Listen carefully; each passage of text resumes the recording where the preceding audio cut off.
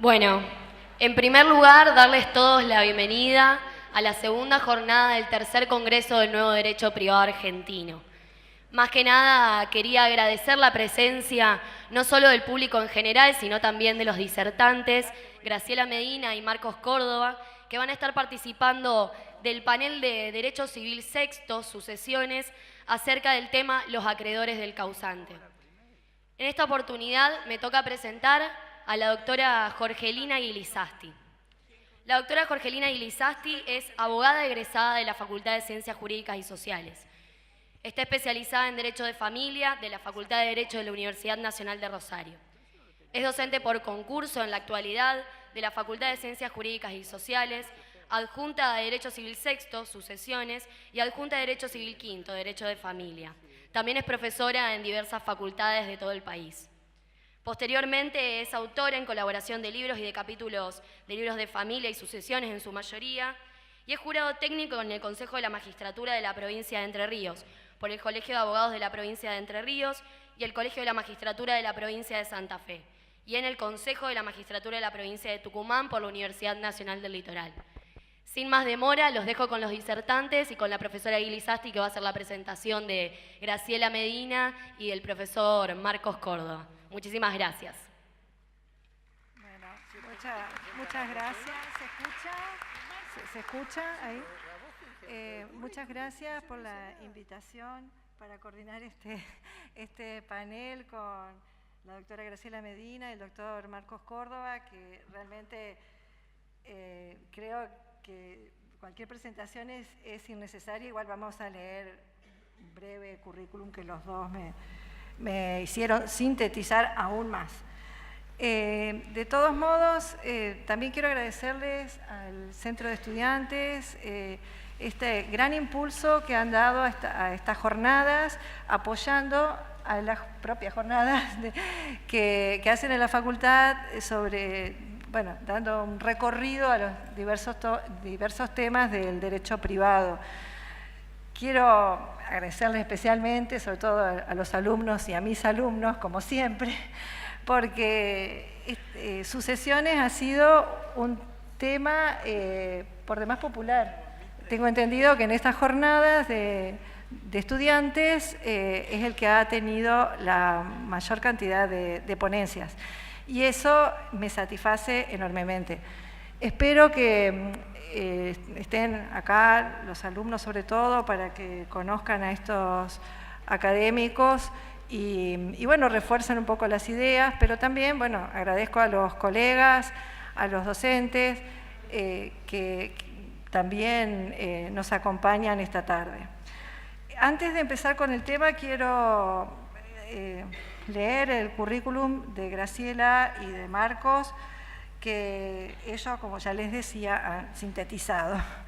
Graciela actualmente es jueza de la Cámara Federal de Apelaciones en lo Civil y Comercial, en Buenos Aires, ¿no?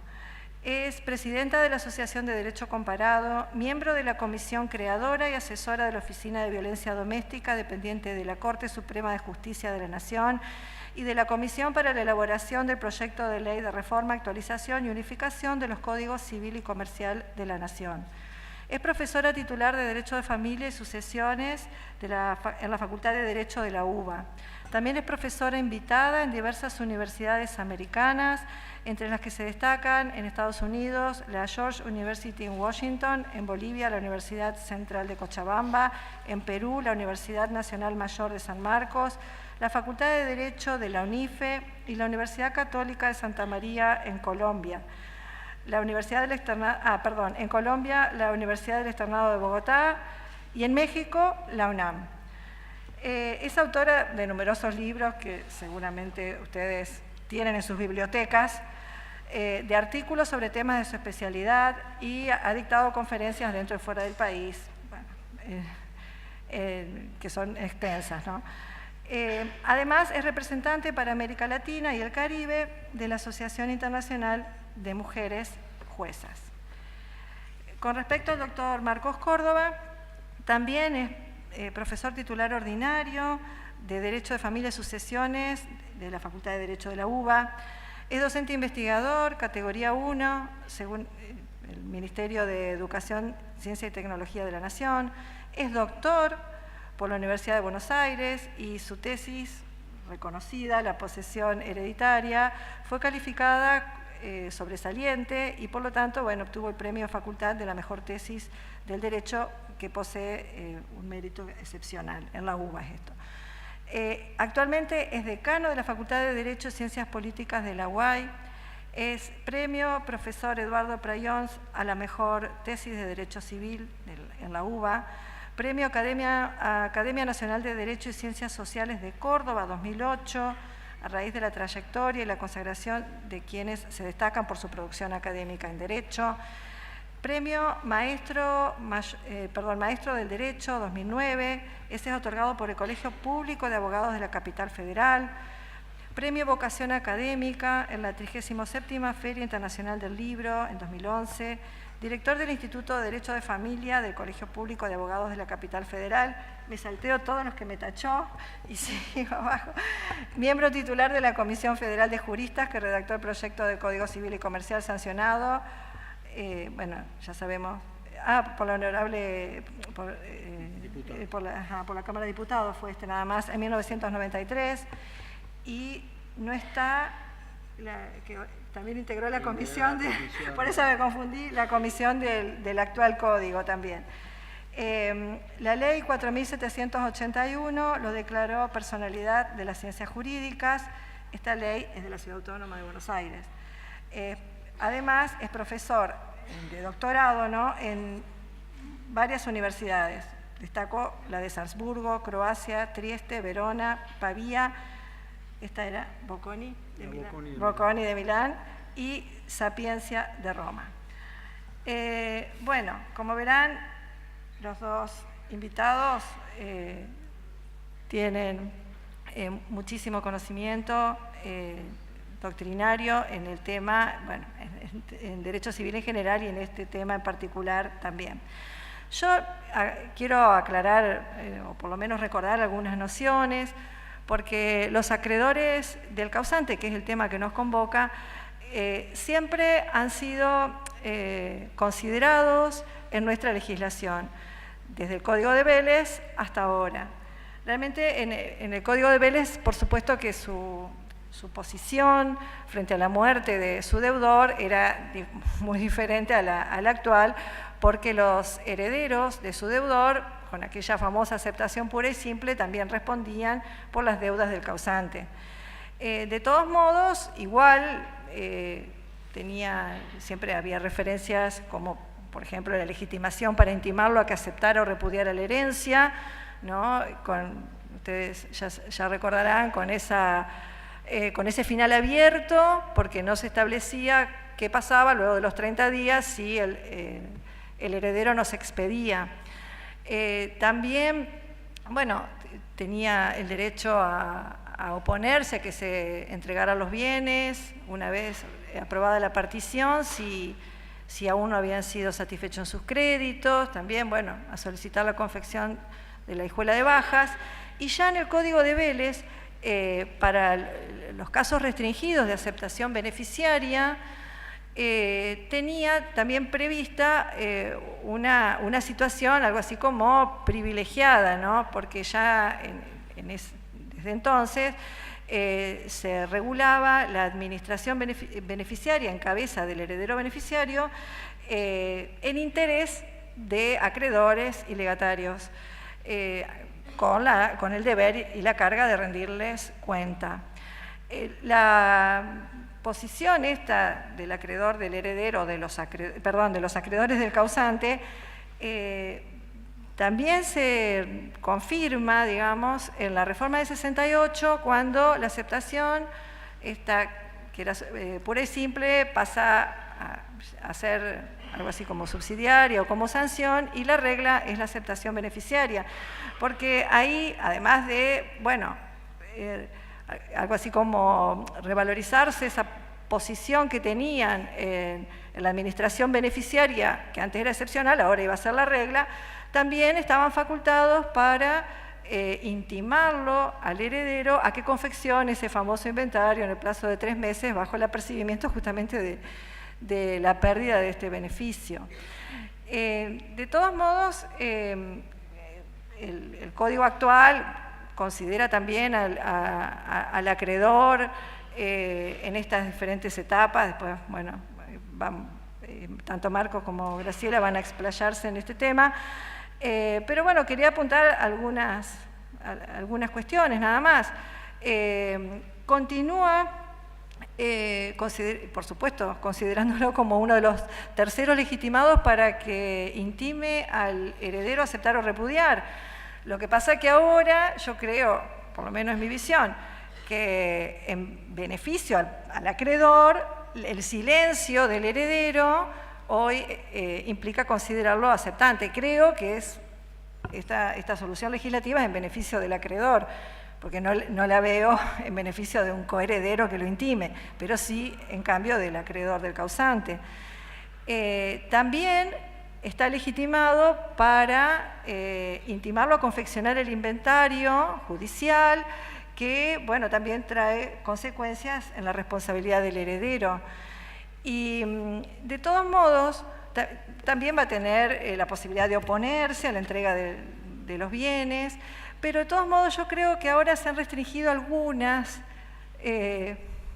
prerrogativas que tenía. Por ejemplo, una, la veo yo así al menos, cuando pierde la responsabilidad limitada del heredero y concurre con los acreedores del heredero, ahí el Código tiene una mirada hacia estos últimos, hacia los acreedores del heredero.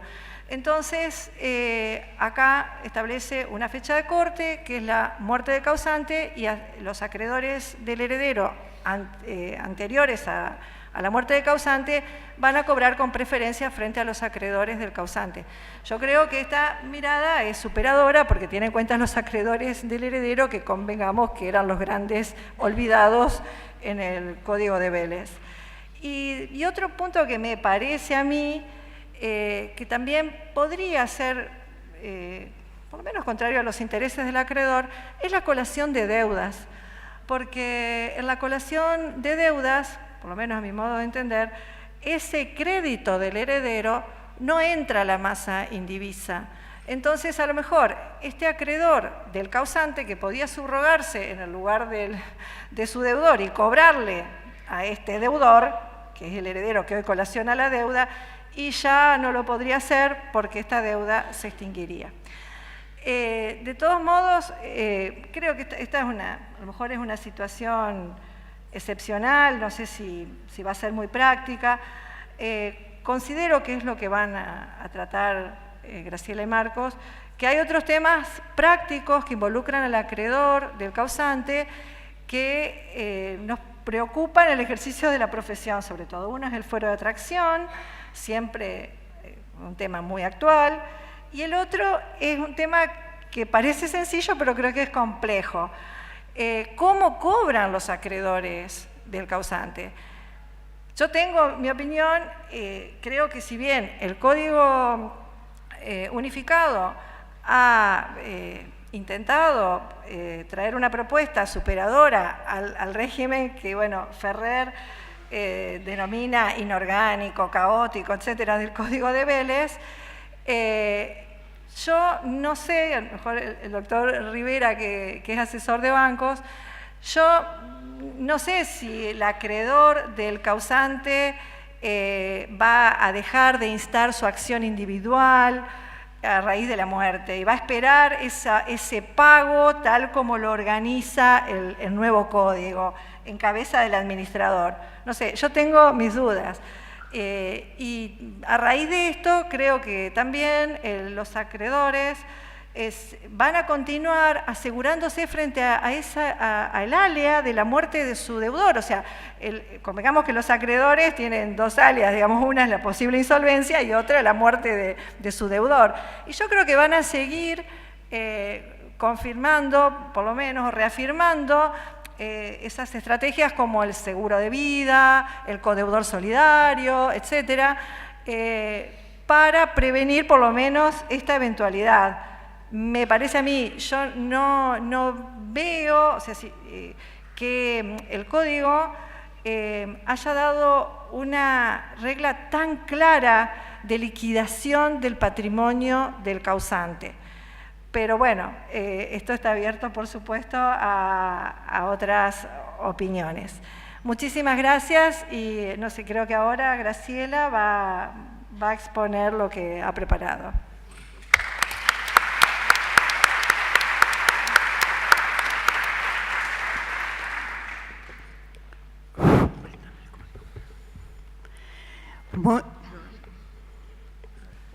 Muy buenas tardes a todos.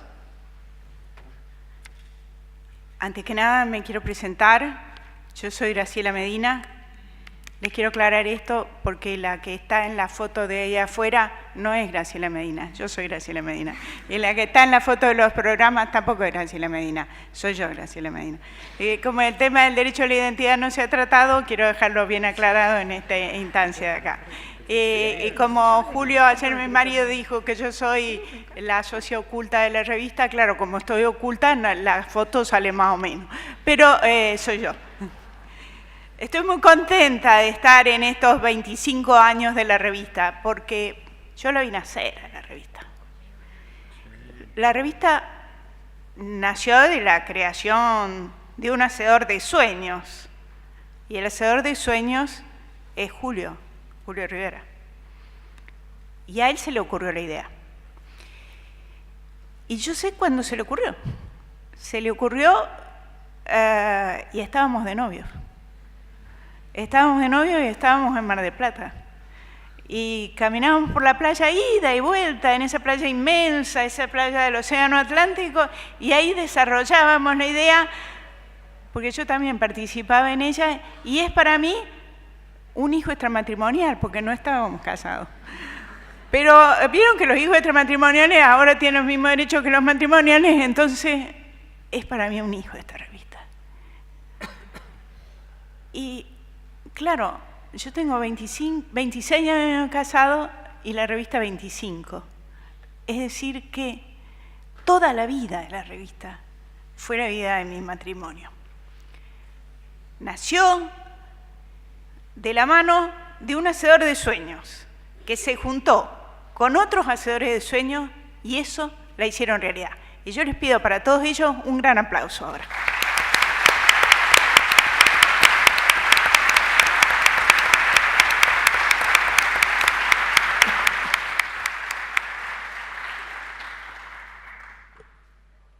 Bien. Cuando nosotros escuchamos la palabra sucesión y fenómeno sucesorio, ¿en qué pensamos? ¿En cuánto vamos a heredar?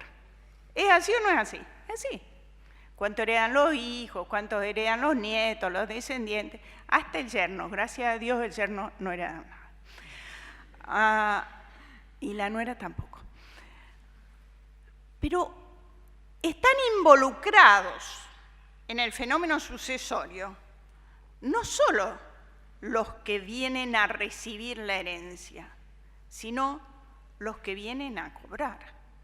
Porque la sucesión está pensado en el subentrar en el fenómeno sucesorio y continuar con las relaciones del causante. Y por eso los acreedores tienen que cobrar aun cuando el causante se haya fallecido. Dios. A ver si pudiéramos hacer algo para que se vea lo que me he gastado de hacer del Power, si alguien me ayuda, porque si no. Cierto es que el no pago a los acreedores no es una cosa propia del fenómeno sucesorio. El no pago a los acreedores se da tanto cuando una persona muere como cuando una persona está viva. Pero cuando una persona está viva y sus acreedores pretenden cobrarlo, se enfrentan con un solo régimen para cobrar, el cual es complicado, difícil, si las obligaciones son dinerarias, si son en moneda extranjera, si las pueden pagar en pesos, si las pueden pagar en dólares. Todo eso lo vimos ayer, ¿no? Gracias, Julio. Hasta para eso sirven los maridos. Los maridos sirven para no entrar sola a la fiesta, pero a veces también sirven para ayudarlo con una presentación. Por eso se llaman bienes gananciales.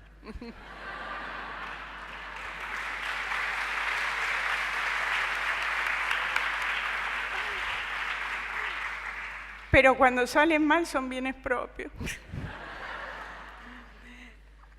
Bien, les decía que cuando las personas, los deudores no pagan y nos encontramos con un acreedor vivo, tenemos un solo régimen. Cuando la persona está muerta, la cuestión se complica. ¿Por qué se complica? Porque nos encontramos con alguien que se resiste al pago, pero además de encontrarnos con que no nos quieren pagar, nos encontramos con que para poder cobrar tenemos que hacer funcionar diferentes regímenes. Y los regímenes que uno tiene que hacer funcionar son el régimen sucesorio, que no es fácil. El régimen del proceso sucesorio, que a veces no combina conjuntamente con el régimen sucesorio. Puede ser que se trate de una persona casada. Entonces tenemos que hacer combinar el régimen sucesorio, el régimen del proceso sucesorio y además del régimen del proceso sucesorio, tenemos que hacer funcionar el régimen de la comunidad de bienes o el régimen de bienes por el cual estuvieran casados las partes. Y además de todas esas cosas, nos puede tocar que el deudor no estuviera in bonis. Entonces nos tenemos que hacer funcionar dentro de todos esos regímenes el régimen del concurso o el régimen de la quiebra. Lo que complica enormemente la situación. Pero nosotros se las vamos a tratar de simplificar y vamos a tratar de ir exponiendo las preguntas paso a paso y tratar de plantear diferentes cuestiones. Vamos a salir en busca del sujeto responsable. ¿A quién le vamos a cobrar nosotros cuando nuestro deudor tuvo la mala idea de morirse? ¿Y cómo le vamos a cobrar a esta persona? A ver, nuestro deudor ha fallecido. Nosotros, ¿qué podemos hacer para cobrar? Primera pregunta.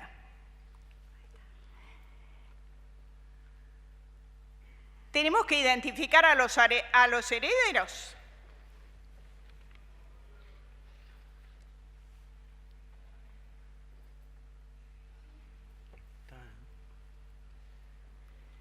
Los problemas que nos podemos presentar es que se desconozca a los herederos, pero estos no hayan aceptado la herencia, que se conozca a los herederos, pero estos no hayan iniciado las acciones tendientes a la determinación del haber líquido hereditario y que se pretenda cobrar la deuda y uno de los herederos sea declarado en quiebra. Estas son algunas de las cuestiones que a nosotros nos puede pasar. Otra de las cuestiones que a nosotros nos puede pasar en la búsqueda del sujeto responsable es que se pretenda cobrar la deuda y el cónyuge supérstite caiga en quiebra. Que los herederos tengan domicilio en diferentes países y se pretenda demandar al administrador de la sucesión, o que los bienes no alcancen para pagar las deudas y el heredero no ejerza la acción de reducción. Bien, la primera pregunta que nosotros nos tenemos que hacer en esto de la búsqueda del sujeto responsable es: ante la muerte de una persona, el acreedor que conozca a los herederos, ¿puede ir y demandar directamente a los herederos? ¿O tiene que dirigirse al juicio sucesorio? Y en su caso, hay que pensar qué pasa si el juicio sucesorio no está iniciado. Lo tendrá que iniciar él. Es decir, ante esta pregunta de si pueden los acreedores iniciar sus acciones sin que esté abierto el juicio sucesorio,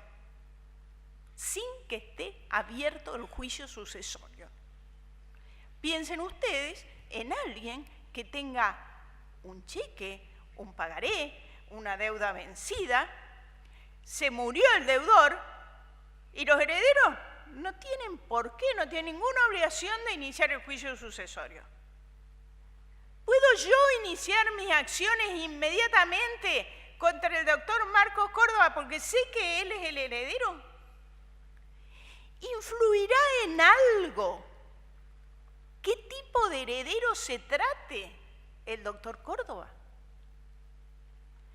O yo, que tengo una deuda líquida, exigible y de plazo vencido, tendré que esperar a que mis herederos, el día que se les dé la gana, inicien el juicio sucesorio. O los tendré que intimar para que inicien el juicio sucesorio, y para ello tendré que pedirles que acepten la herencia y esperar 3 o 4 meses para poder pedirles que acepten la herencia y después esperar un plazo más allá para poder iniciar yo el juicio sucesorio. Y entonces, adviertan ustedes que mi deuda de plazo vencido cambiará en los plazos. Y vaya a saber yo cuándo podré empezar la ejecución. Acá hay que leer diferentes normas del código. En este nuevo código, que es una continuación de las normas del derecho privado que nosotros conocemos, dice Julio Rivera, tenemos herederos que tienen investidura de pleno derecho, aquellos que la tesis de Marcos Córdoba llamaba poseedores hereditarios de pleno derecho. Estos herederos con investidura de pleno derecho pueden continuar las acciones del causante sin ser investidos de la calidad de heredero por el juez. Es decir, no necesitan declaratoria de heredero, es decir, no necesitan proceso sucesorio. Porque no tenemos que confundir proceso sucesorio con sucesión que se abre con la muerte del causante.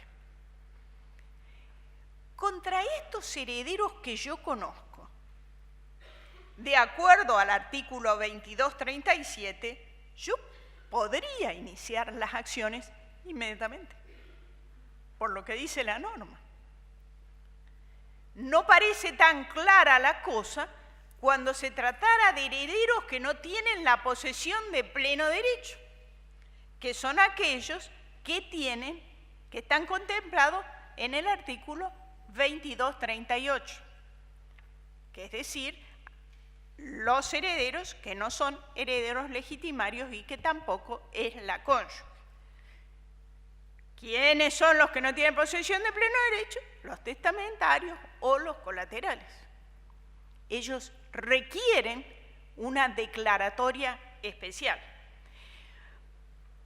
Además, el 2237 hoy habla de que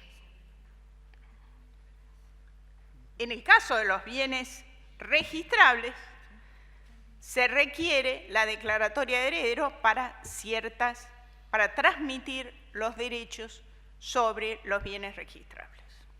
Les recuerdo estas normas para que ustedes y nosotros, porque nosotros no tenemos todas las respuestas, nosotros estamos acá para contestar entre todos la pregunta de si pueden los acreedores iniciar sus acciones sin que esté abierto el juicio sucesorio.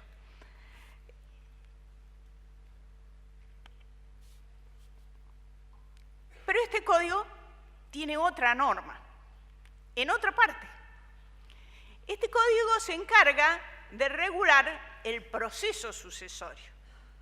Es la primera vez que un código civil regula las normas del proceso sucesorio dentro de la letra del código.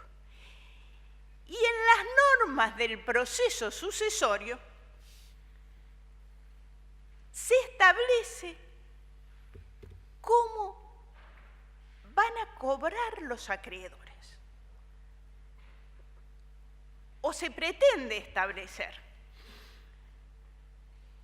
Y yo les pido que leamos juntos este artículo, que es el artículo 2356, que dice: presentación de los acreedores. Los acreedores hereditarios que no son titulares de garantías reales deben presentarse a la sucesión y denunciar sus créditos a fin de ser pagados. Los créditos cuyos montos no se encuentran definitivamente fijados se denuncian a título provisorio sobre la base de una estimación. Lógicamente ustedes me pueden preguntar a mí, pero doctora, ¿no me acaba de decir que cuando tienen la investidura de pleno derecho yo lo puedo ejecutar? Pero acá me está diciendo que los acreedores hereditarios se tienen que presentar a la sucesión y que el administrador le va a pagar. Y el 2358 establece el procedimiento de pago. El administrador debe pagar a los acreedores presentados según el rango de preferencia de cada crédito establecido en la ley de concurso. Pero lo cierto es que no está claro que los acreedores que no tengan exactamente una deuda líquida puedan presentarse a la sucesión y reclamarle al administrador de la sucesión que les pague. Por ejemplo, el acreedor que proviene de un accidente de tránsito deberá ir al juicio para que esta víctima de los daños y perjuicios sea reconocido judicialmente y se dicte una sentencia que lo reconozca. Entonces, este acreedor debe ejecutar. ¿Y a quién va a ejecutar? Perdón, debe demandar. ¿Y a quién va a demandar? Va a demandar a los herederos. Pero a ver, ¿no me acaba de decir usted, doctora, me podría decir que tiene que ir al juicio y decirle que le paguen? Pero si no está reconocido, deberá demandar. ¿Y a quién debe demandar? Al administrador. No, al administrador no tiene que demandar. Entonces, todo esto, ustedes ya tienen un lío espantoso. Yo también lo tengo, los abogados también lo tienen y los jueces también lo tienen. Y la cosa se complica más aún cuando se trata de ejercer derechos societarios. Cuando tenemos que ejercer derechos societarios, ¿los podemos ejercer directamente o requerimos ser reconocidos en nuestra calidad de herederos para poder ejercer los derechos societarios? Acuérdense que yo les dije hace un rato que para ejercer los derechos societarios, para ejercer los derechos sucesorios, cuando se tratara de derechos que debían ser inscriptos registralmente, debían contar con la declaratoria de herederos. En este caso, entonces, el ejercicio de los herederos del socio se encuentra subordinado a la inscripción de la declaratoria de herederos. ¿Cuál es la primera conclusión que nosotros podemos sacar de estas dos normas o dos grupos de normas que encontramos en el Código Civil y Comercial? Las unas que nos indican que los acreedores se tienen que presentar en el proceso sucesorio y que van a ser pagados no en el orden que se presenten, sino que van a ser pagados en forma conjunta. Si tuvieran privilegios, los privilegiados primero y luego los quirografarios por el administrador de la sucesión, y la otra que nos dice que se pueden ejercer las acciones contra los herederos directamente si estos herederos tuvieran la característica de ser la investidura hereditaria de pleno derecho. La primera conclusión es que la liquidación del pasivo sucesorio en el Código es inorgánica. En el Código Civil ya era inorgánica, porque los acreedores se pagaban a la medida que se presentaban. Y si alcanzaba el dinero, bien, y si no alcanzaba el dinero, se pagaban y se pagaban y se pagaban. Al primero que llegaba se le pagaba.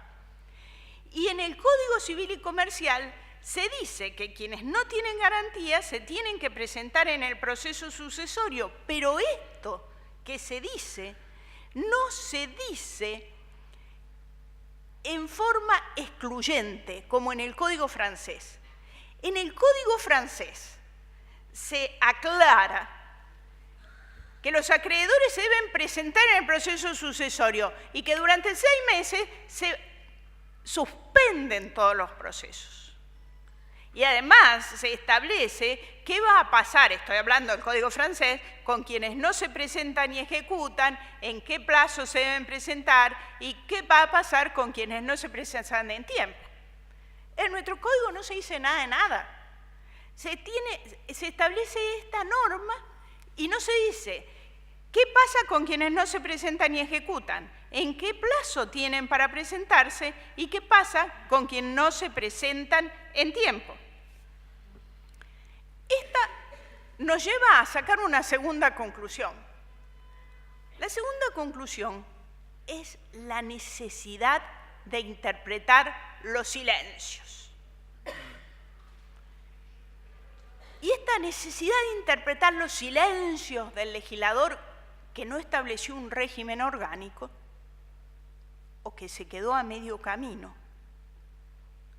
aún conociendo el sistema francés o el sistema de Quebec, nos lleva a decir que los acreedores deberían presentarse en el plazo de 30 días de publicados los edictos, de acuerdo a lo que dice el 2340. Y si no se presentan en ese término, deberán tomar el trámite en el estado en que se encuentran. Pero lo que sí es cierto es que el Código Civil y Comercial no suspende las acciones individuales. No las suspende, no las prohíbe. Es más, el artículo 2354 faculta al administrador a presentarse en los expedientes en los que el causante fuera demandado. Por ende, esto nos lleva a sacar una cuarta conclusión, la tercera no se las dije, que es que el administrador no puede detener la ejecución alegando que no se cumplieron con la obligación de presentarse al sucesorio. Si se inician acciones individuales, que las pueden iniciar los acreedores, las pueden iniciar por una infinidad de razones.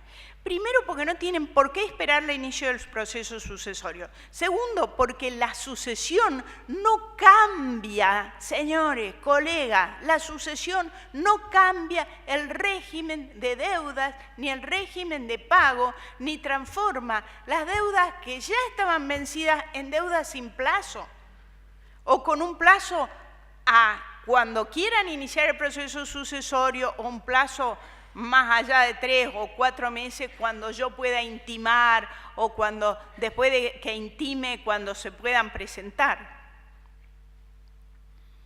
Piensen ustedes que a veces los procesos sucesorios se inician 10 años después de muerto el causante o 8 años después de muerto el causante. Los acreedores no pueden verse perjudicados por la muerte. Solo pueden pedir el concurso si el patrimonio es insuficiente. Pero yo les planteé algunas otras cosas, como qué pasa con el desconocimiento por parte del acreedor del patrimonio sucesorio. Ante la inactividad de los herederos, ¿qué puede hacer el acreedor? Intimar a los herederos para aceptar la herencia en 1 mes o en 3 meses e iniciar el proceso sucesorio a fin de determinar. Tiene que esperar 4 meses en la nación. Fíjense ustedes, 3 meses para intimar a los herederos y 4 meses en el Código de la Nación más. En el Código de Santa Fe, 60 días. Esto me convence más de que puedan iniciar acciones individuales. ¿Siempre es necesario intimar para la aceptación de la herencia? No, no siempre es necesario intimar para la aceptación de la herencia. ¿Cuándo no es necesario intimar para la aceptación de la herencia? No es necesario intimar para la aceptación de la herencia, por ejemplo, cuando ya hubieran transcurrido 10 años desde la muerte del causante, porque la ley tiene una solución sobre cómo han quedado los herederos después de pasados 10 años sin que se hubiera producido la aceptación y la renuncia. Y otro caso en el cual no es necesario intimar para la aceptación de la herencia es en el caso de la cónyuge supérstite. La cónyuge supérstite, cuando se presenta a la sucesión y viene no como heredera en los bienes propios, sino a cobrar como socia en el régimen de comunidad, ¿cómo viene? Viene como acreedora. Y esta acreedora no tiene necesidad de intimar a los demás herederos a iniciar el proceso sucesorio. Lo puede hacer ella perfectamente y además, por eso no tiene necesidad de hacerlo. Hay quienes sostienen que se puede intimar en el mismo proceso sucesorio. Quiero señalar una cosa que puede parecer una verdad de perogrullo, pero como juez que he sido en procesos sucesorios, lo he visto miles de veces a este error. Y por eso me atrevo a decirlo en este Congreso. No se puede demandar a la sucesión. La sucesión no tiene personería jurídica. Los acreedores no pueden demandar a la sucesión de Pérez. Tienen que demandar a los acreedores en forma individual. Y tampoco se puede demandar, mal que me pese, al administrador. Tienen que demandar a los acreedores en forma individual, salvo que el administrador estuviera investido estuviera autorizado para contestar las demandas específicamente. La cuestión del fuero de atracción, que me preguntaba hace un rato, la cuestión del fuero de atracción en el punto que más se nota es en la ejecución hipotecaria. ¿La ejecución hipotecaria está excluida del fuero de atracción? Por tratarse de una garantía real. En verdad la acción es personal y la garantía constituye un accesorio y por eso a nuestro juicio es erróneo calificarla como una acción real en los términos del artículo 2756 del Código Civil y esa es la jurisprudencia de la Corte Suprema de Justicia de la Nación. ¿Ante quién demandar? Rige el fuero de atracción, salvo en el supuesto del heredero único. Estoy yendo bastante más rápido para dejarle lugar a mi amigo Marcos Córdoba. Los juicios por resolución de la unión convivencial, ¿qué son?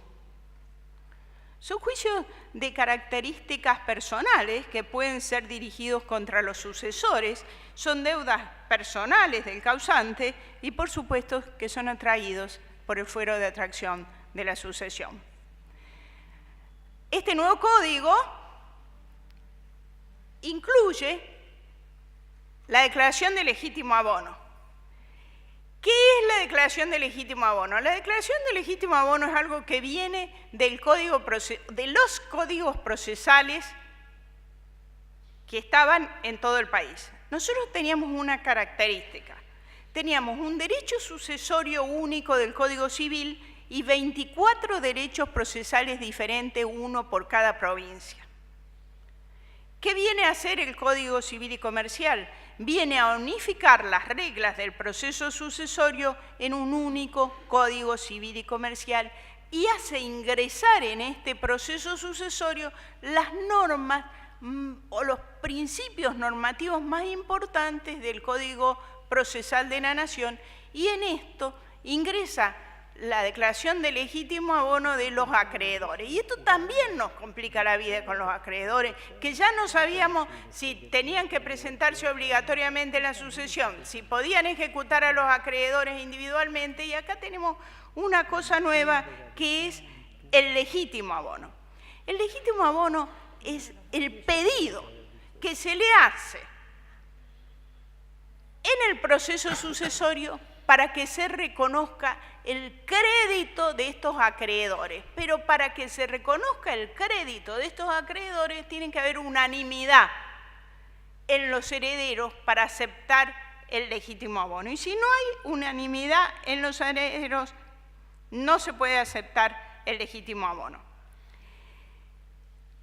El legítimo abono no es un requerimiento capaz de provocar una mora. Esto es muy importante. Si ustedes son abogados de acreedores, tienen y quieren ponerlo en mora a los herederos, tienen que requerirlo, porque el legítimo abono, toda la jurisprudencia dice que no es un requerimiento de pago y que por lo tanto no basta para ponerlos en mora. Tal actitud no importa reclamar el pago de un crédito, sino tan solo el pedido de que se declare legítimo el cobro que se pretende. El legítimo abono no les da derecho a oponerse a la inscripción de la declaratoria de heredero, y las costas del incidente deben imponerse en el orden causado cuando no se acepta el pago del legítimo abono, porque se trata de una petición del acreedor que queda enteramente librada a la voluntad de los herederos. El juez no puede decir lo declaro de legítimo abono, aunque el juez se dé cuenta que es de legítimo abono. A ver, si los acreedores no lo aceptan, el juez no puede hacer nada. Y en esto, a los jueces, que se nos ha dado tanto poder en otras cosas, no se nos ha dado ningún poder en esto. Un último tema, para que nadie más se duerma. Las sucesiones y la quiebra. El tema está dirigido al tratamiento de la relación entre la falencia de las personas físicas, el régimen de ganancialidad y el régimen sucesorio. Particularmente queremos tratar la influencia de la falencia del cónyuge en el derecho de su consorte a recibir el 50% del haber ganancial. Me explico. La pregunta es la siguiente. Yo estoy casada con el régimen de comunidad. Por este régimen tengo derecho al 50% de los bienes gananciales al momento de la disolución del matrimonio por cualquier causa. ¿Sí o no? Sí. Bien. Mi marido se muere. Esta es una causa de disolución del matrimonio. No sé por qué puse el ejemplo así, no lo puse al inverso. Hasta julio. Porque se me está durmiendo en la primera parte. No le gusta mi conferencia. Y la pregunta es, ¿el concurso o quiebra abierto durante el proceso sucesorio estando la comunidad conyugal disuelta pero no liquidada? ¿Cuál es el patrimonio del fallido en esta etapa? ¿Y cuál es el patrimonio? El mismo que tenía antes de la disolución, es decir, los propios y los gananciales de su titularidad, o los propios y la mitad de todos los gananciales sin importar cuál de los cónyuges los adquirió. O dicho en otros términos, se muere una de las partes. Yo tengo el derecho al 50% de mis bienes gananciales y los saco el 50% del haber de la sucesión, y después que vengan los acreedores y se cobren del otro 50%, que son los bienes que le correspondían a mi marido. ¿Esa es la solución? Porque yo soy una acreedora. Yo creo que no. Yo creo que esa no es la solución. Porque primero se pagan las deudas y después se dividen los bienes. Esta es una regla de oro. Haya disolución por muerte o haya disolución por divorcio. Voy a terminar. Y para terminar, les voy a poner un cuadro. Este cuadro es un cuadro que se llama, que algunos de ustedes lo han visto, pero que a mí me gusta mucho, así que se los voy a poner. El cuadro es la barca de la Medusa. En la historia de la humanidad hay muchas circunstancias extremas que conmueven a las personas. Esta es un naufragio de una fragata francesa que encalló cerca de Marruecos y no había suficientes botas salvavidas y los restos del navío formaron la única balsa que mantuvo a 149 personas y la tempestad los arrastró al mar abierto por más de 27 días sin rumbo. La dramática experiencia impresionó a un artista de Jericó que hizo un estudio sustancial de los detalles para esta pintura y reprodujo la íntima realidad humana de esa situación. Y lo pintó en este cuadro que demuestra las diferentes actitudes que nosotros tomamos ante la vida. Y este cuadro es la balsa de la Medusa. En la parte de abajo del cuadro que ustedes tienen en la pantalla, van a ver aquellos que ante situaciones difíciles se dejan derrotar, tiran a la deriva todas sus fuerzas, mientras que otros, en la parte media del cuadro, también se dejan derrotar y consideran que nada tiene solución. Y otros dudan de todo y de todos. Nosotros, señores, estamos ante una situación difícil, que es aprender un nuevo ordenamiento iusprivatista argentino, con viejos principios, pero con nuevas soluciones. ¿Cuál va a ser nuestra actitud ante ellos? ¿Vamos a dudar de todo? ¿Vamos a tirar las esperanzas? ¿O vamos a ser como los que están arriba en el cuadro y van a mantener la esperanza por encima de todo y no vamos a dejar de esforzarnos por llegar al triunfo? Esperanza es decidir triunfar en cada circunstancia en que nos toca vivir. Así como hace 25 años, un grupo de jóvenes decidió triunfar y hacer una revista que perdurara un cuarto de siglo, nosotros, los que estamos acá, tenemos la esperanza que vamos a aprender este nuevo Código Civil y vamos a ser mejores a través de su aplicación. Muchísimas gracias por su tiempo.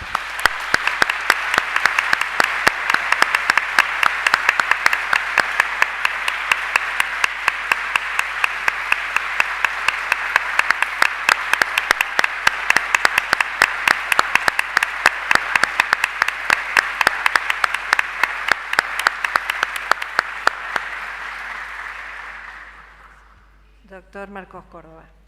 Bueno, muchas gracias. Esto es un problema. Haberla escuchado a Graciela con el fervor que expresa sus conclusiones científicas me pone en una situación de minusvalía. Soy un vulnerable. Yo soy solidaria con vos. A eso le tengo que agregar que previamente la doctora Guilizasti dio una lección de derecho, una magnífica lección de derecho. Con lo cual, lo expuesto es suficiente, es satisfactorio y no creo que se pueda mejorar. Pero también ocurre que estoy en la Universidad Nacional del Litoral. Es un caldo de cultivo intelectual. Yo tengo el enorme honor, y no tengo certeza de lo que voy a decir, pero creo que es así, tengo el enorme honor de haber sido jurado de todos los que son profesores de Derecho de Familia y de Derecho Sucesorio por concurso en esta facultad. Y de algunos que dejaron de serlo recientemente, el caso del doctor Rolando, bueno, y de los que siguen vigentes, el doctor Ferrer, la doctora Guilizasti, bueno, todos los que hoy son los profesores titulares y adjuntos. Y haber tenido que efectuar ese desempeño en una catedral de la cultura jurídica provoca esa sensación de satisfacción.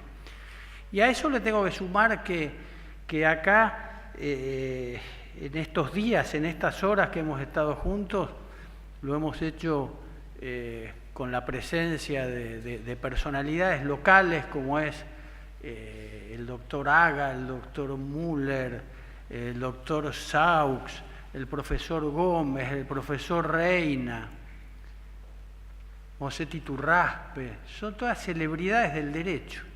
Son celebridades del derecho, son los que construyen el derecho, más allá de las participaciones en la elaboración de las reglas y de las normas que contienen los códigos. Porque el derecho no es solo la ley. Hoy nosotros tenemos nueva ley, esta es la nueva ley. Y recién hizo una proclama Graciela que enfervoriza y dan ganas de que sea así. Con la ley tenemos que hacer el derecho. Con la ley tenemos que hacer el derecho, pero tenemos que hacer un derecho que cumpla con los objetivos de la ley y que están expresados fundamentalmente en ese magnífico título preliminar que tiene el nuevo código y en los artículos 1 y 2, es decir, atendiendo las finalidades de cada una de las reglas, pero también teniendo en consideración ese conjunto que bien nos enseñaba, muy bien nos enseñaba, con sabiduría nos enseñaba ayer Julio Rivera. Él decía que el código hace respecto de la totalidad de las normas del derecho privado como una especie de tejido conjuntivo. Y es cierto, es así, es exactamente así. Y yo me animo a decir y aplicar analógicamente lo que dice el profesor Rivera respecto del título preliminar y todos los libros del Código Civil y Comercial, porque produce ese efecto de tejido conjuntivo. Y en este título preliminar nos han puesto de manera más elevada los valores. Nosotros vamos a ver que hoy cuando ejercemos una posición jurídica lo debemos hacer atendiendo la posición del otro. Analicen el abuso del derecho. Recién Graciela Medina hablaba, por ejemplo, de los silencios. Y los silencios también nos indican en el artículo 2 del nuevo código, bueno, los usos y costumbres en caso de silencio son los que se aplican. ¿Y cuáles son los usos y costumbres hasta este código, en aquello que este código no dice y decía el anterior? Y lo que se aplicaba cuando estaba la norma en el anterior, y con esto estoy haciendo un homenaje, por ejemplo, a Moisés d'Espanet, que es el que hasta pocos días antes de morir expuso esto como idea en una magnífica conferencia que dictó. Entonces, este análisis que nosotros vamos a hacer de la materia sucesoria, y dentro de la materia sucesoria yo tengo como la caradurez de hablar de acreedores del causante, acreedores del causante, las deudas del causante y de las cargas sucesorias. Tengo que hablar acá en la Universidad del Litoral, donde el padre de esta materia es Francisco Magín Ferrer. Su tesis doctoral, que también tuve el enorme honor de juzgar, trata esto.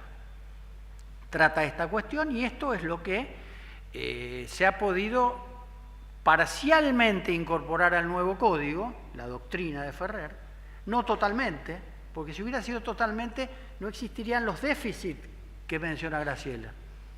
Pero algo se pudo hacer. Por eso es que esto es mejor. Tal vez no es lo mejor que se pudo hacer, pero es mejor. Y lo que falte poner para que sea mejor que lo que hay, lo debemos poner nosotros a través de esa construcción del derecho mediante la interpretación. Mediante la interpretación, realizando según las reglas de interpretación que nos da el Código en el artículo 2, que no son en nada distintas a las que daba el artículo 16 del Código Civil. Primero es la letra, las palabras. Lo otro es subsidiario. Antes se hablaba del espíritu, ahora se habla de las finalidades. Sí, las finalidades es lo que estaba en el espíritu. los principios de analogía. Antes se hablaba de los principios generales del derecho y ahora se habla de los valores y se habla de los derechos humanos. Es lo mismo, no cambió nada. Son las reglas de interpretación. Y si revisáramos, por ejemplo, el diccionario Scriche de Derecho Razonado, creo que se publicó la primera edición en París en 1852 o por ahí, nos da las mismas reglas y en el mismo orden. Entonces a lo que llegamos es a conclusiones que son científicas, no son arbitrarias. Y entonces ya el derecho no depende del azar. La consecuencia de nuestros actos no depende del azar. Es previsible y ahí el código cumple adecuadamente su primer deber, como el primer deber de cualquier ley, que no es resolver conflictos, es aportar un elemento para la relación intersocial que cause armonía. Si cada uno sabe lo que corresponde como consecuencia de sus actos, difícilmente se produzca el conflicto, porque el que causa indebidamente el conflicto tiene sanción, al menos las costas. Y todo eso cierra un sistema, o en principio debiera cerrarlo. Pero para eso tenemos que ser estrictos en el juzgamiento. Preguntaba la profesora Guilizasti, antes de que comenzáramos a hablar, ¿rige el fuero de atracción? Respondía Medina con un ejemplo de la garantía hipotecaria. Pero le voy a pedir un auxilio a la profesora. Ayúdeme y lea los últimos párrafos de los artículos 2336 y 2340. Sí. ¿Se marcó? Sí. Si el causante deja solo un heredero, las acciones personales de los acreedores del causante pueden dirigirse a su opción ante el juez del último Las domicilio. acciones personales, solo las acciones personales, no el proceso judicial sucesorio. Las acciones personales pueden dirigirse Sí, contra dos. Ante el juez del último domicilio del causante o ante el que corresponde al domicilio del heredero único. Es decir, acá se crea una excepción que es ir al juez del heredero, del domicilio del heredero único. Esa es la excepción. La opción es entre esa excepción o el juez del sucesorio. No se debe ir ante otro juez que no sea el del sucesorio si no se opta por el del heredero único. No hay que ir a un sorteo, porque hay un llamamiento de ese proceso, una atracción de ese proceso, pero no termina ahí la norma que compone el fuero de atracción y que claramente indica que lo que se debe aplicar es no solo la norma según la letra, sino además para cumplir la finalidad de la norma. Porque sería imposible poder realizar el pago a los acreedores aplicando las preferencias de la ley concursal si no se hace a través de un proceso universal. Pero lea también el último párrafo del 2340. Me marco acá. Justificado el fallecimiento, se notifica a los herederos denunciados en el expediente y se dispone la citación de herederos, acreedores y de todos los que se consideren con derecho a los bienes dejados por el causante por edicto publicado por un día en el Diario de Publicaciones Oficiales para que lo acrediten dentro de los 30 días. ¿Ante quién lo acreditan? ¿Ante quién? ¿Quién llama? ¿El edicto a quién llama y a dónde llama? Está llamando el juzgado del sucesorio ante el juez del sucesorio. Y lo deben acreditar en principio en ese plazo. Es decir, todas las normas analizadas en su conjunto como consecuencia de ese proceso que cumple el código como tejido conjuntivo, indica que rige el fuero de atracción. Y forzar cualquier interpretación contraria a la letra de la ley sería ir contra la finalidad de la norma. Esto da certeza de la consecuencia. El ingenio para eludir la finalidad y esa consecuencia lo que provoca es inseguridad jurídica. Por eso es que hay que seguir las reglas científicas de interpretación que da el mismo código, porque además el artículo 4 de este código nos dice que la ley es obligatoria. Y ese artículo 4 y ningún otro artículo me dice a mí que sea obligatoria ni la doctrina de los jueces ni la doctrina de los autores. Solo la ley es obligatoria. Creo, a lo mejor aparece algún artículo que dice otra cosa. Yo recién decía de lo bueno que es estar en este caldo de cultivo intelectual. Y quiero agregar algo, porque yo hablaba de los profesores, pero también fue sumamente satisfactorio escuchar ayer a Natalia Balestra cuando expuso acá.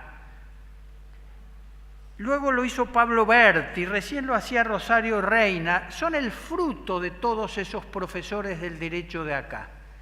Es decir, ese intelecto superior logra lo más rico que puede producir, que es el fruto, y el fruto se ve en los alumnos. Por eso es la jerarquía de esta universidad, por eso es la satisfacción de estar acá. Ahora quiero volver, y discúlpenme, pero recordaba esto. Decía Graciela, no tenemos todas las respuestas. Es cierto, no tenemos todas las respuestas porque por ahora tenemos solo la ley, no tenemos el derecho, estamos todos interpretándolo, produciendo sus conclusiones.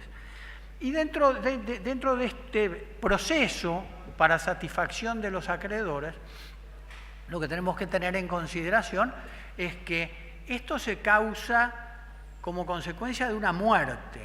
La muerte es el hecho capaz de producir la mayor consecuencia de modificaciones en las relaciones jurídicas. Con la muerte de una persona, absolutamente todo se modifica, o por transferencia, o porque la relación deja de existir. Deja de existir el estado civil de la persona, deja de existir todo eso que es lo personalísimo. El resto se transfiere. No solamente bienes, no solo bienes, se transfieren también acciones. La posibilidad de la continuación o iniciación de acciones para proteger el honor del causante. Y no tienen contenido económico.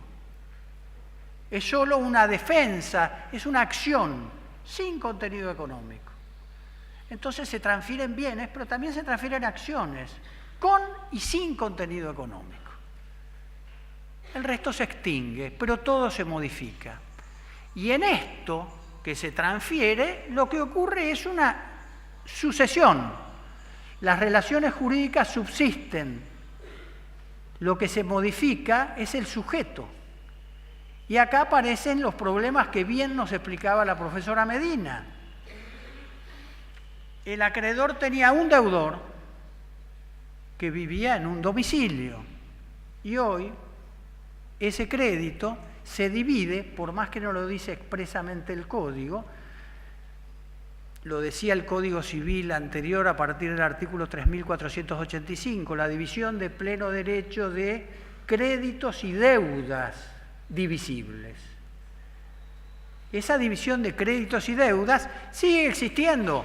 Fíjense ustedes que dentro de los artículos que componen el título quinto del libro quinto, que es el que se refiere precisamente a los acreedores del causante, nos indican claramente que si alguno de los herederos paga más allá de su porción, tiene una acción de regreso contra los coherederos por su porción, porque hay una división de pleno derecho de créditos y deudas. Ahora, esa división de pleno derecho de créditos y deudas, para cada uno de los herederos tiene un límite. ¿Cuál es el límite?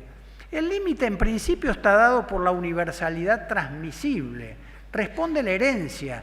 En el sistema anglosajón, los herederos no son apoderados de la herencia, no obtienen la posesión de la herencia. Se designa un liquidador. El liquidador liquida los bienes suficientes para cumplir con los pasivos, pero no los del heredero. Los pasivos que componen las deudas y cargas sucesorias. Lo que quedó debiendo al muerto, más lo que se acumula por los gastos de última enfermedad, sepelio, tramitación sucesoria, procesal sucesoria. ¿Se entiende lo que estoy diciendo? Los norteamericanos dicen, el muerto paga sus deudas. ¿Por qué? Porque se paga con los bienes del muerto. Y lo que queda es lo que se reparte. Ahora, esto que expresa así con tanta claridad el derecho anglosajón, en la Argentina difiere en algo. ¿Por qué? Porque los herederos son apoderados. Algunos, como bien explicaba la profesora Medina, por los jueces. ¿A quiénes apoderan los jueces?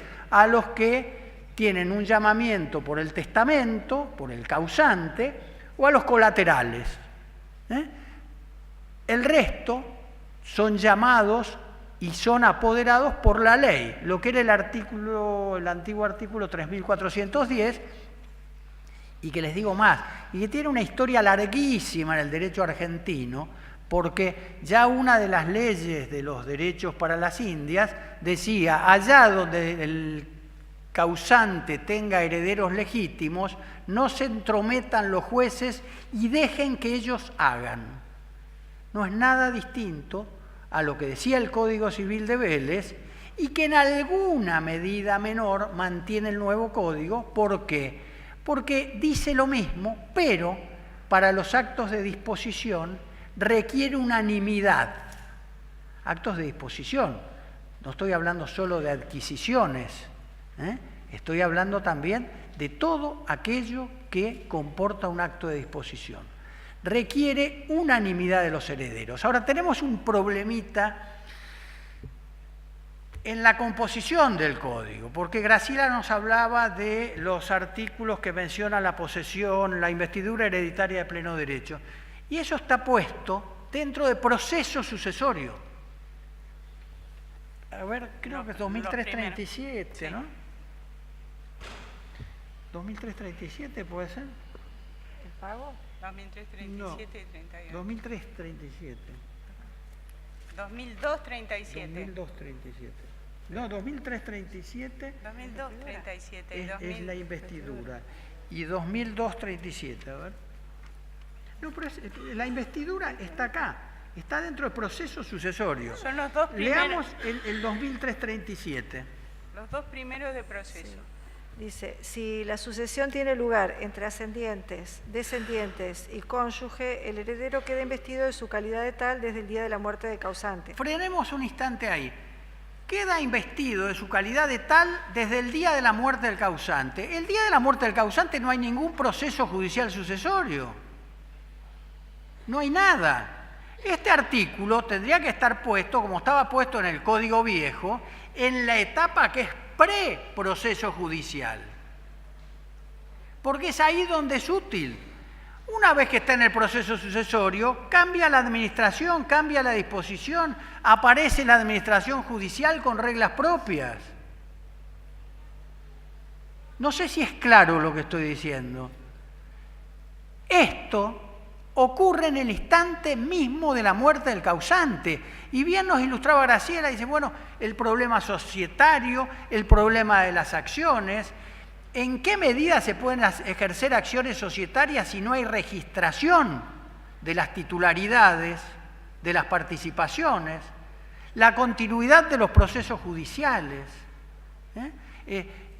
Durante muchísimos años, la doctrina autoral y jurisprudencial imponía la declaratoria de herederos o la aprobación judicial del testamento para todos los herederos, para cualquier acto que implicara la continuación del causante, salvo para los actos de mera conservación. Esto se modificó. Hoy los jueces admiten que muerto uno de los sujetos del proceso judicial de cualquier tipo, un reclamo indemnizatorio, un cumplimiento contractual, Si se presenta alguien y acredita la muerte y acredita el vínculo que lo identifica como aquellos que tienen investidura o posesión de pleno derecho, la acción continúa. Y esto hace al derecho moderno. ¿Derecho moderno a qué me refiero? A la necesidad del dinamismo en la transmisión sucesoria. No existe en el derecho argentino la herencia yacente. No puede esperarse después de la muerte de una persona todo esto que indicaba Graciela como un suplicio para los acreedores. Si es acreedor, tiene que esperar según los códigos. Por ejemplo, el del de Nación, 4 meses. Intimar a los herederos. Y si los herederos no inician el juicio, recién ahí van a poder iniciarlo ellos. Cuando su crédito a lo mejor venció antes de la muerte del causante. Era exigible antes de la muerte del causante o al poco tiempo de morir el causante. ¿Y por qué se espera? Todas estas normas no hacen más que ir en contra de la protección de la persona que se encuentra en mayor peligro de muerte respecto del resto. ¿Quién va a querer tener como su deudor a alguien en peligro de muerte?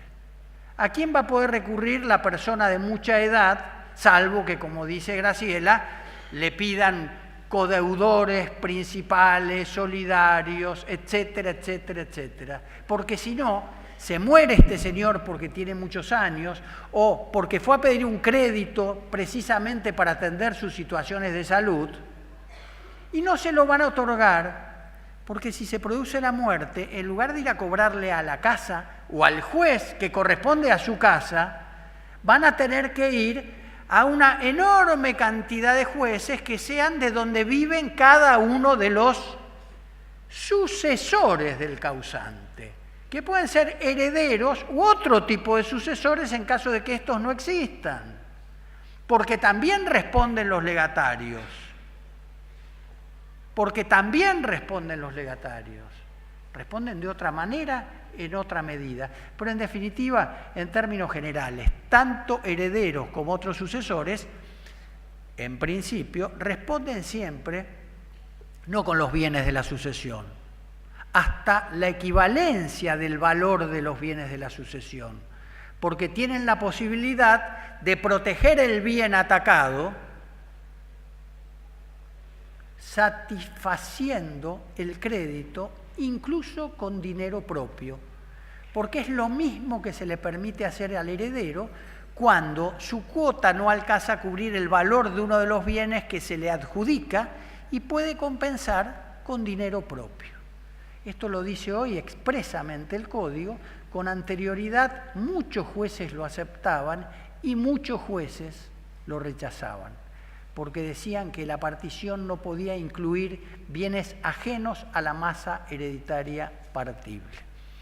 Lo cierto es que los legatarios responden solo hasta el valor de la cosa que reciben y los herederos, por su responsabilidad limitada, salvo que la pierdan. ¿Y por qué la pierden?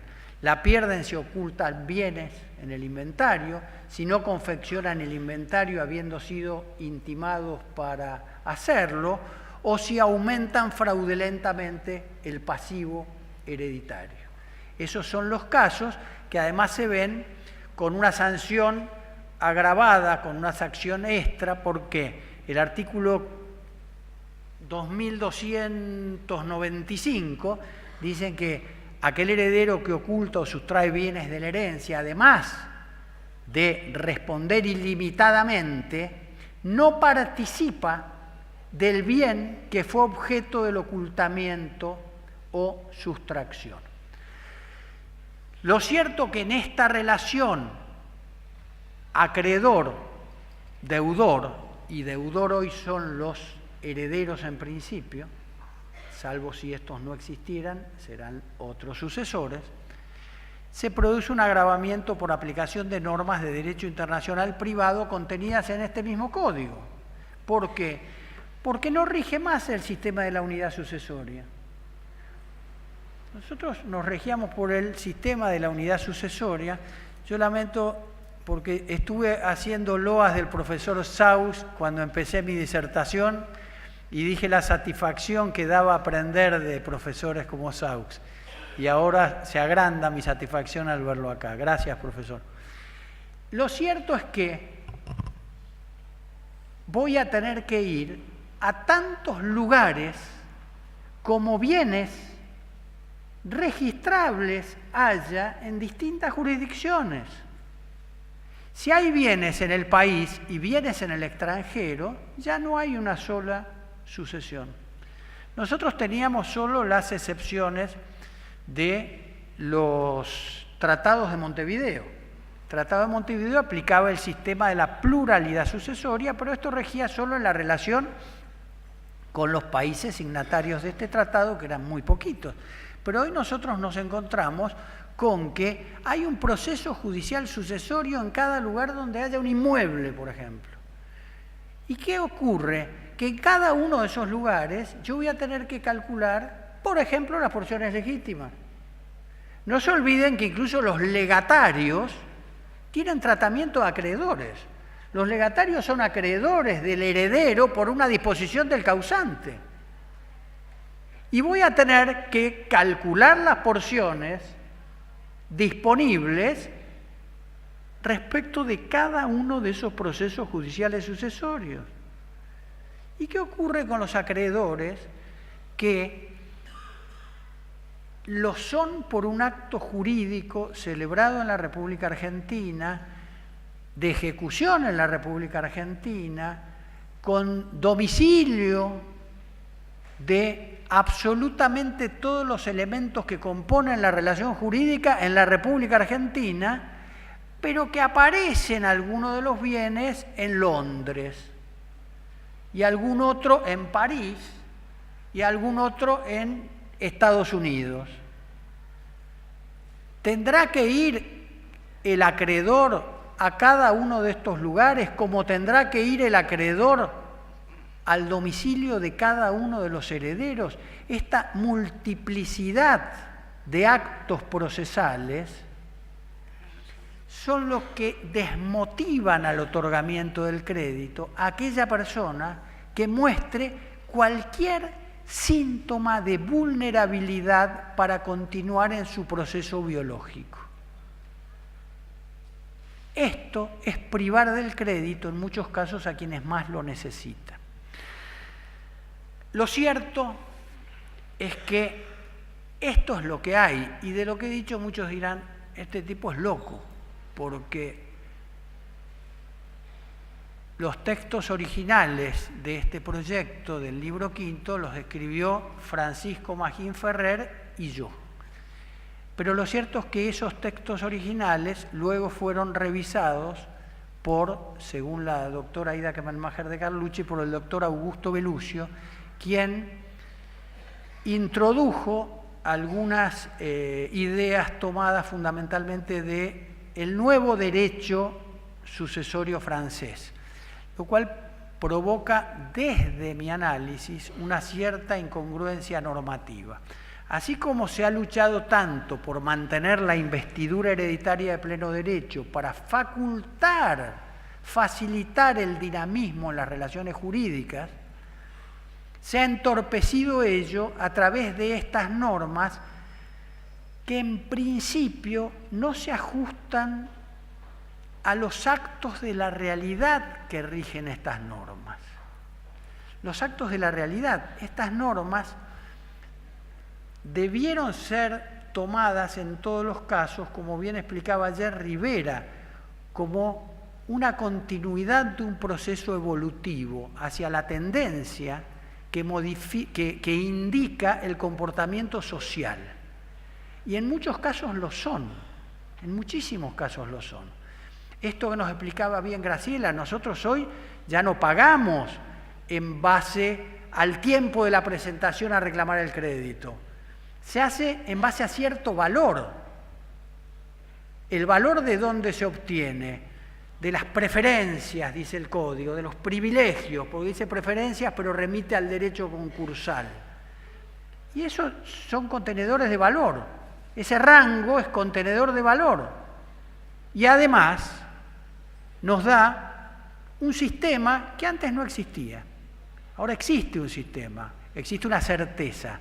No existen en estos otros elementos a los que hago referencia. Pero en esta construcción del derecho en base a la ley que nos corresponde hacer a todos, ya veíamos recién, no podemos ir en busca de la ejecución de las ideas de nuestra preferencia. Tenemos que ir en búsqueda del cumplimiento de las finalidades de la ley.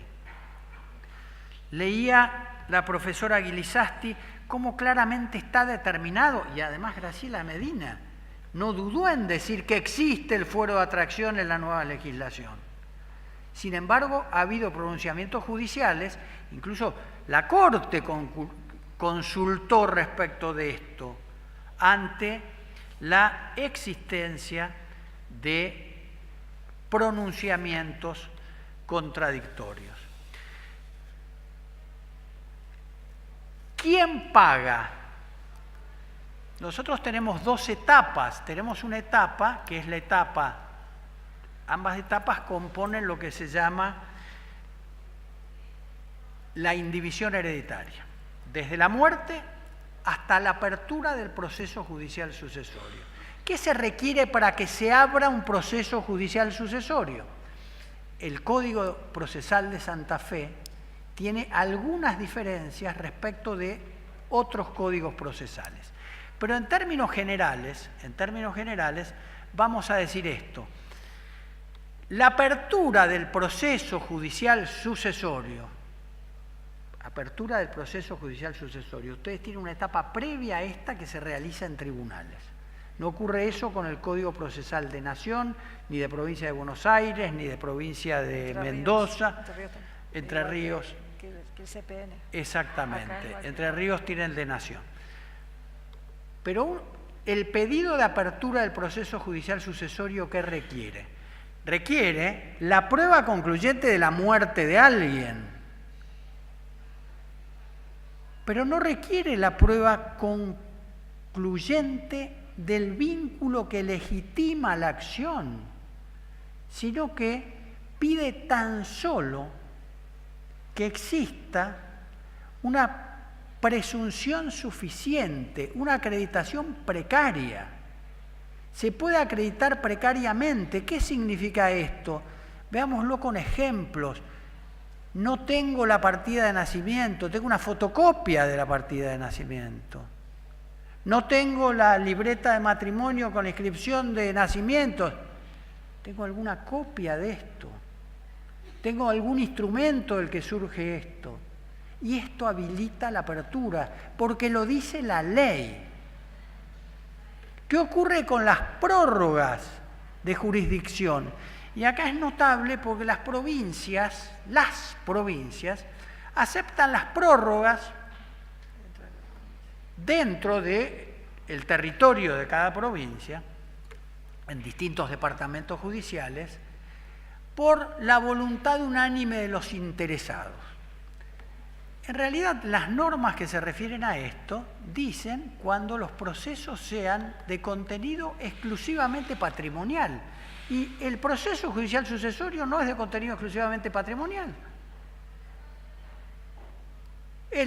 La acción de petición de herencia puede no tener ninguna intención patrimonial. La declaratoria puede ser para algún inicio de acción extrapatrimonial. Como que existe una práctica judicial de requerir denuncia de bienes para dictar el auto de apertura del proceso judicial sucesorio, cuando tendríamos que leer en este código el artículo que dice cuál es el objeto del proceso judicial sucesorio. ¿Me puede leer, profesor, el artículo 2335? El proceso sucesorio tiene por objeto identificar a los sucesores, determinar el contenido de la herencia, cobrar los créditos, pagar las deudas, legados y cargas, rendir cuentas y entregar los bienes. El orden nos indica claramente, se muere una persona, Lo primero que tenemos que saber es quiénes lo suceden. Después tenemos que ver en qué se sucede. Esa explicación clara que nos da Graciela Medina, se muere una persona, hay régimen de comunidad, me llevo la mitad, si hay quiebra no me llevo la mitad. Primero se pagan los pasivos de cada una de las cuentas de los cónyuges. El remanente se junta en una masa común que debe satisfacer los pasivos comunes. Y recién ese segundo remanente se divide por mitades. Y será sobre eso que existen los derechos del cónyuge. Pero si estaba en estado de quebranto la persona muerta, primero tendrá que satisfacer a todos sus acreedores para que el remanente se junte con el remanente de su cónyuge. Lo que se reparte son remanentes. Tampoco se participa de todos los adquiridos. Se participa de los adquiridos menos de los consumidos. Y todos esos elementos modifican sustancialmente el resultado. El objeto del proceso, entre otros, está en determinar cuáles son los bienes que componen la herencia. Es el objeto de ese proceso. Entonces no puede el juzgado requerir que eso consista en una acción prejudicial a través de la exigencia de la declaración de bienes. Puedo no conocer ningún bien, puede no existir ningún bien, puedo tener igual interés legítimo en el proceso judicial sucesorio. El tema no se termina acá, pero yo me quedo con la tranquilidad que el que queda acá es el profesor Francisco Magín Ferrer, que es el padre de las ideas de esta materia en este territorio, y de su discípula en igual medida, que es la profesora Guilizasti. Muchísimas gracias.